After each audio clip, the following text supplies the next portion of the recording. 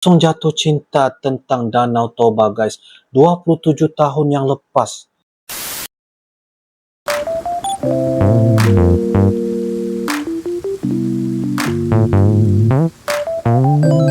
Halo guys, Assalamualaikum warahmatullahi wabarakatuh. Salam sejahtera, welcome back to my YouTube channel guys. Oke guys, pada kali ini kita akan teruskan lagi membuat satu bakalan video reaction, dan yang pastinya ini merupakan salah satu permintaan, request dan juga rekomendasi daripada rakan-rakan subscriber Uncle di ruangan komentar guys. Dengan judulnya yaitu Kisah Anete Sialagan Co-owner Tabo Cottage yang berawal dari seorang traveler. Maksudnya dia tinggal di Indonesia. Permulaannya tuh dia bermulanya daripada traveler, maksudnya melancong lah. Tapi tiba-tibanya mungkin ada sesuatu yang membuatkan dia rasa jatuh cinta terhadap negara Indonesia. Oke guys, dan ini merupakan daripada channel Makan Mana. Wow. Oke guys, seperti biasa, like, comment, share dan juga subscribe guys. Oke guys, tanpa basa-basi, ayo kita akan sama-sama nonton di dalam video pada kali ini guys. Ayo guys. Oke guys, dengan kiraan 3, 2 dan 1 guys. Wah. 27 tahun yang lalu saya datang ke Danau Toba dan kayaknya langsung jatuh cinta sama tempatnya ini. Wah, datang ke Danau Toba 27 tahun yang lepas guys. Kita start very small ya, dengan restoran yang hanya berdiri dari tiang-tiang ini. Kami start up dengan vegetarian restaurant and bakery. Menarik. My name is Annette, I'm from Germany and I came here 27 years ago as a traveler. Berasal dari Germany. 27 tahun yang lalu saya datang ke Danau Toba dan kayaknya langsung jatuh cinta sama tempatnya ini. Kayaknya langsung jatuh cinta tentang Danau Toba guys. 27 tahun yang lepas. Wow, sangat-sangat lama guys ya. Dia mengungkap sejarah bagaimana dia datang mula-mula ke Indonesia, langsung terus jatuh cinta terhadap Indonesia, terutamanya di Danau Toba guys. Saya belum tahu apa-apa tentang Danau Toba. The first thing I heard in Thailand ya, bagaimana amazingnya Danau Toba itu. Akhirnya saya traveling ke Australia dan ke New Zealand. Rupanya di New Zealand saya jumpa Lake Wanaka. Lake Wanaka. Sangat mirip Danau Toba tapi jauh mirip lebih dengan kecil. Danau Toba. Dan jumpa pula sama orang yang cerita. This is really reminds me of Lake Toba gitu. Dan akhirnya saya putuskan, I change my ticket. I don't need to go to Hawaii. Dia ganti tiket, tidak mau pergi Hawaii, tidak mau pergi ke Los Angeles. Macam tu guys ya. To go to LA. I want to go Dia mau langsung ke Danau Toba. Plus, I mean, people talk about many places, but it was like something in my heart, you know, some trigger. So maybe you can call it destiny, I don't know ya. Karena kalau saya sendiri memang suka di alam, dari kecil udah sering di hutan dan suka-suka jalan-jalan di alam berpun sendiri. Jadi saya pikir wow, gimana jalannya supaya saya bisa tinggal di sini gitu. Jadi besok paginya waktu saya nyebrang dari Prapat kemari, apalagi gitu, like being on the lake gitu, melihat volcano yang di utara sana. Jadi saya cari bungalow yang langsung punya view yang lebar gitu. Buka jendela pagi-pagi, standing every morning gitu. Mempesona tiap pagi. Nggak lama lagi sudah jumpa sama jodoh. Jadi dia rayu-rayu saya. Ayolah di sini aja kita, bantulah saya, kita buatlah sesuatu di sini. Dan saya oke aja. Kita bisa invest sedikit. Kita start very small ya, dengan restoran yang hanya berdiri dari tiang-tiang ini. Dapur dulu masih kecil, kamar kami pun masih di belakang itu yang sekarang jadi gudang roti. Itu dulu kamar tidur kami karena saya tidak bawa banyak modal ya. Dia buka cafe guys. Alright, dia menceritakan kehidupan masa lalu, bagaimana kesusahan dia bersama dengan pasangannya, yaitu suami dia lah, macam itu kan. Oke guys, sangat-sangat menarik guys. Adanya lah istilahnya dulu, semen aja lantainya itu belum ada untuk beli keramik. So very simple tapi functional gitu. So kami start up dengan vegetarian restaurant vegetarian dan bakery. Sekarang kita tengok guys, apa sudah jadi. So aku start dengan Sunday cake ya. Misalnya Sunday is the day for eating cakes and stuff. So saya coba buat satu cake. Tahu-tahu laku. Next weeknya 2 cake laku juga. Lama-lama saya baca di buku juga buku tentang like people like me that start something completely new. Di situ tertulis siapa bisa masak telur dia juga bisa masak roti. Hanya itu saja ya, perlu sedikit pengalaman dan kita harus tahu what it should look like gitu. Misalnya aku masak bakpao juga nggak pede karena kebetulan nggak dari tradisi. Nggak pede. Pede itu apa guys? Nggak pede. Oke, apapun Anda boleh turunkan di ruangan komentar guys. Saya tidak tahu hasilnya harusnya bagusnya dia gimana. Dengan brown bread saya pasti paham. Dan brown bread itulah yang sangat-sangat disukai orang.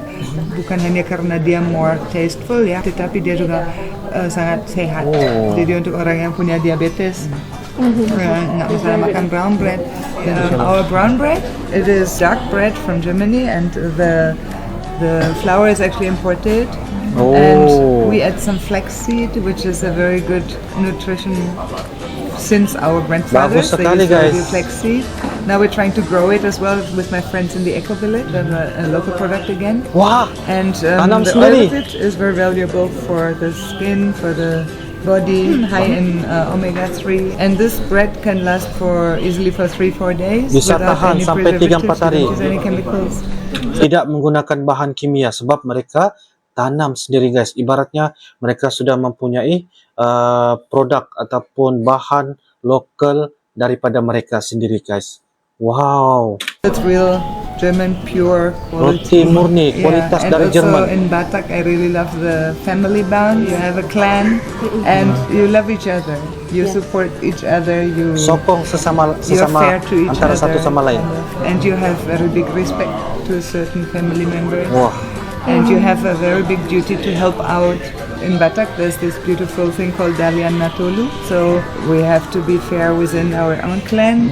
We have to be very Harus sangat menghargai. appreciating and very supporting to our uncle's clan, which is the bride giver, or like my parents and my adopted parents. I actually got a clan name, so I'm Borussia Lagan. Jadi orang Batak juga sangat open ya untuk Orang Batak, welcome wah, anybody else in their clan. menyambut Itu juga luar siapa biasa. saja dalam Mula-mula saya pikir mereka itu suku. hanya for show ya, for etiquette. But in fact, di mana-mana saya pergi, saya Borussia Lagan langsung dianggap itu benar. Itu betul-betul nggak dibedakan dari Boru Batak yang lahir di sini. Jadi itu salah satu yang buat saya sangat senang juga. Malah diajak ke rumah, ya kan? Nah, kita ke mana, ke kampung mana. Orang sering takut kan, nggak tahu bicara sama saya, nggak tahu bahasa Inggris kan. Jadi aku dengan candanya bilang, Tangkola buhay ng hata-bata mahita lang. We can speak Batak, don't you worry. Gitu. So ya itu bisa bahasa pasti Batak. yang saya buat saya terkesan pertama. Bagaimana friendly-nya orang kalau kita traveling di dalam bis ya, ada orang di samping kita nanya, mau kemana? Mau kemana? Kalau di Jerman, bisa kena marah kalau ditanya mau kemana. iya, None of bisa your dimarah business, ya, guys. katanya. Business. Itulah buktinya bahwa kalau di mana-mana pun tempat macam tadi, dia bagi tahu kalau kita dalam bus, maksudnya orang akan tanya terus mau kemana, pergi mana. Tapi kalau di Jerman lain hal pula. Kalau ditanya pastinya akan dimarah guys. Sebab ibaratnya macam mengambil kepedulian, maksudnya mengambil peduli orang yang kita tidak kenal, macam itulah ya guys. Kalau di Jerman lah macam tu. Sedangkan di sini everything is public kind of thing, Ya, di which sini is bersifat terbuka. kadang-kadang juga sedikit strange ya, like especially in the clan thing ya. For example, personal problems can be discussed in the whole clan, di mana saya sudah juga nggak begitu setuju, but at least the community is there for you. Ya Itu betul, setidaknya luar biasa. komunitas ada dengan kita. Ya, di mana saya mengeluh itu kadang-kadang di disiplin, di well organized ya. Kalau kita di Jerman misalnya mau naik bis, Oke. ya jelas ada jadwal. Ada Malah jadwal. sekarang di Google everywhere, you know, bisa tahu. Oh, aku berangkat sekarang yang 5 menit lagi lah bis saya dari itu pasti. Nggak ada istilah nunggu, nggak ada istilah terlambat. Oh, disiplin tinggi ya di Jerman. Wah, itu apa itu? Saya Apa dari itu? dulu sudah punya peran lingkungan di sini. Oh, wah, Karena ya kita datang dari Jerman, di mana misalnya masalah sampah ya pantang sekali kita buang sampah sembarangan, apalagi di alam ya. Kalau di kota udah cukup ngeri, tapi di alam itu hampir nggak kelihatan sampah gitu. Jadi kalaupun kita lihat sampah di hutan pasti kita ambil, istilahnya sudah terbiasa kebiasaan di sana. Dan memang gara-gara itunya Jermannya juga cantik sekali kan. So saya mulai di sini di tanah yang belum punya kita dulu, di sebelah karena orang banyak buang sampah dari jurang. Jadi saya mulai bersihkan. Jadi banyak juga orang heran melihat itu kan. Itu kan sampah orang itu. Jadi aku bilang ya, tapi mata saya yang terganggu, jadi saya bersihkan. Malah dia sendiri bersihkan sampah guys. Iya, sama family saya sendiri diprotes. Besok dibuang lagi nih ke situ katanya. Aku bilang ya mungkin nggak lagi. Kalau udah dilihat udah bersih, mungkin bisa juga kita buat pamflet.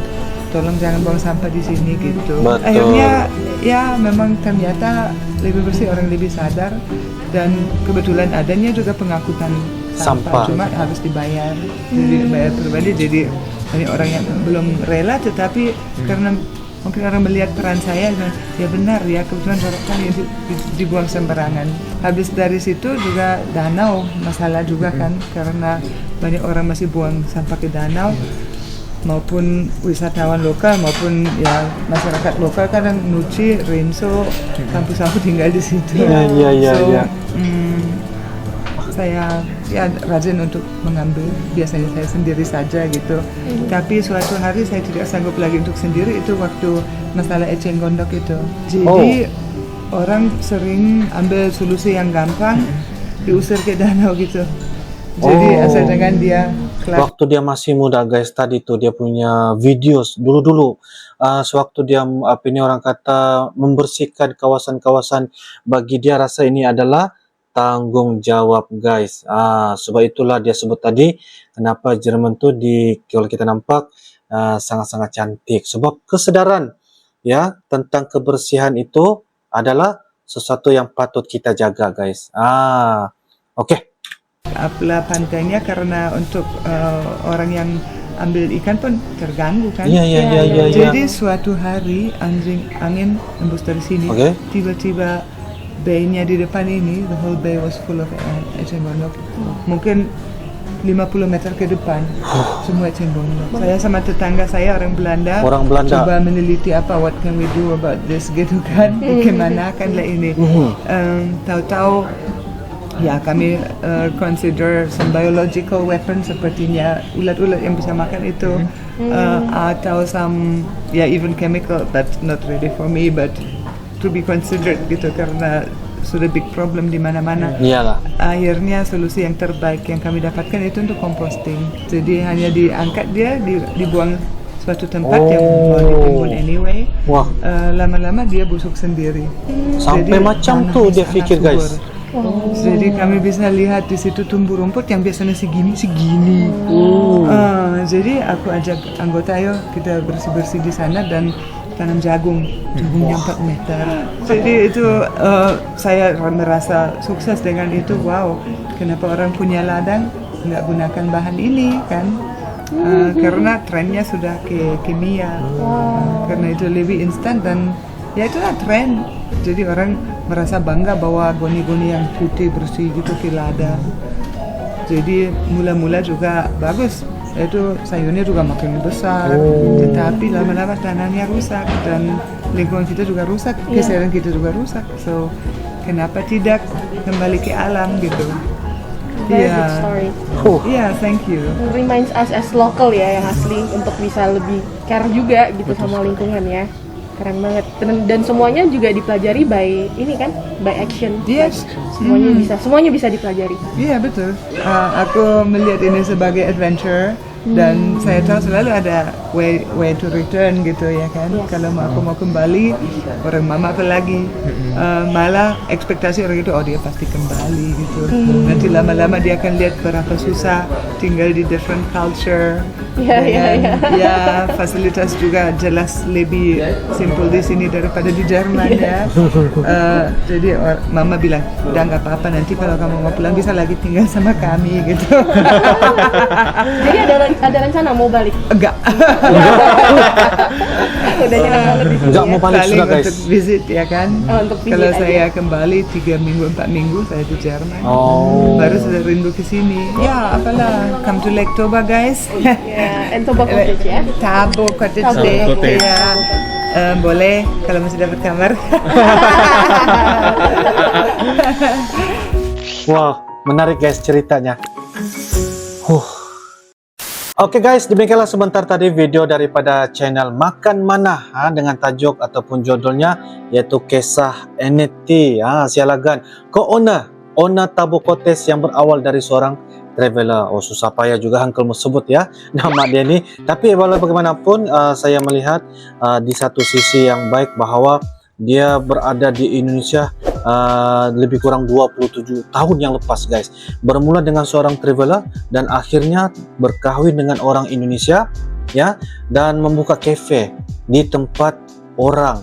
Tetapi walau bagaimanapun ia sudah memulihkan membiasakan diri dan dia sangat-sangat jatuh cinta terhadap Indonesia. Dan bule ini berasal dari Jerman. Jermani. Dan kalau kita lihat dari segi tutur kata bahasa Indonesianya memang seorang yang sangat-sangat lokal dari segi fasihnya. Sebab apa? Bukan sebab dia kerana apa? Sebab dia sudah sangat-sangat lama 27 tahun guys dengan membuka cafe dengan jenis perniagaan yaitu roti, vegetarian dan sebagainya bersama dengan dia punya suami. Kalau kita nampak susah payah membina empire perniagaan di tempat orang dengan dia invest membuat dengan modalnya sendiri. Waktu itu tidak cukup lagi modal. Dan yang paling penting guys yang kita dapat pelajari ialah sifat yaitu menjaga kebersihan, tanggung jawab menjaga kebersihan guys. Itu adalah sifat yang mulia yang harus kita contohi ya dari bule dari negara Jerman guys ya. Dan ia memberikan satu juga kesedaran kepada orang-orang di sana guys ya, sebab dia nampak dia punya keliling tempat tu banyak sampah dan akhirnya dia membawa dia punya anggota untuk sama-sama bersihkan dan akhirnya orang-orang penempatan yang ada di sana mencontohi ya tanggung jawab untuk menjaga kebersihan guys. So guys, apapun boleh dari Jerman ni dia mengatakan tadi tu admin Makan Mana tu dia mengatakan adakah ingin kembali semula ke negara asal? Enggak. Dia tidak mau sudah guys, sebab dia merasai bahawa Indonesia ni adalah tempat dia hidup dan akan tinggal sampai bila-bila. Kalaupun dia balik mungkin ambil masa 3 ataupun 4 minggu sahaja apa yang dikatakan sebentar tadi guys. Wow. Bule dari Jerman 27 tahun yang lalu tinggal sampai sekarang membuka kafe, warung sehinggalah menjadi seorang usahawan yang berjaya guys. Kita patut contohi lah ya, kita patut contohi. Apapun ini adalah sebagai satu inspirasi dan juga manfaat kita semua guys ya. Oke guys, sekian itu saja reaction Uncle pada kali ini. Semoga yang memberikan kita kesedaran ya, kesedaran tanggung jawab untuk menjaga kebersihan, yang menjadi seorang yang sentiasa menghadapi cabaran apa saja apa yang kita buat, pastinya kita perlu bersikap jiwa yang besar. Oke guys, thanks for watching guys. I love you Indonesia, I love you Malaysia. Assalamualaikum warahmatullahi wabarakatuh. Bye bye.